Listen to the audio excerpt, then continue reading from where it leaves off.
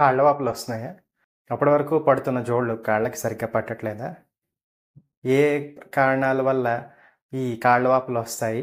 అదేవిధంగా వాటిలో కూడా ఏ కారణాల వల్ల కాళ్ళ వాపులొచ్చినా ప్రమాదకరం కాదో ఈ వీడియోలో చెప్పబోతున్నాను. నా పేరు అనిల్ కుమార్. నేను మీ కిడ్నీ డాక్టర్‌ని. కాళ్ళ వాపులు ఎప్పుడైతే నీరు 2.5, 3 లీటర్లు అధికంగా శరీరంలో పేరుకుపోతుందో మొదట్లో ఈ రక్తనాళాలకి, ఆర్గాన్స్‌కి మధ్యలో ఉండే స్పేసెస్‌లో పేరుకుపోతూ ఉంటుంది. మరి ఎక్కువ చేరినప్పుడు ఆ వాటరే అన్నిటికన్నా కింద ఉన్న పార్ట్స్‌లో చేరి వాపుల్లా మనకు కనిపిస్తూ ఉంటుంది. ముఖ్యంగా ఆర్థోస్టాటిక్ పీడల్ ఎడిమా అంటారు.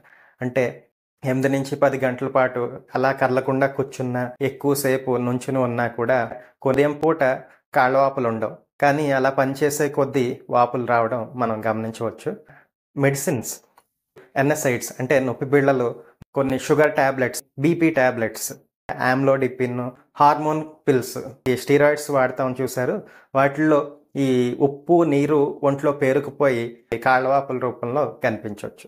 సో ఆర్థోస్టాటిక్ పీడల్ ఎడిమా వల్ల కానీ, లేదంటే మనం వాడే మందుల యొక్క సైడ్ ఎఫెక్ట్స్ వలన కానీ మనకి కాళ్ళవాపులు కనిపించవచ్చు. ఇలాంటి సందర్భాల్లో సైడ్ ఎఫెక్ట్స్ లేని మందులను ఇచ్చి మీకు కాళ్ళవాపులు రాకుండా చూసే అవకాశం ఉంది. సో ఇన్ఫర్మేషన్ మీకు హెల్ప్ అవుతుందని భావిస్తూ సెలవు తీసుకుంటున్నాను.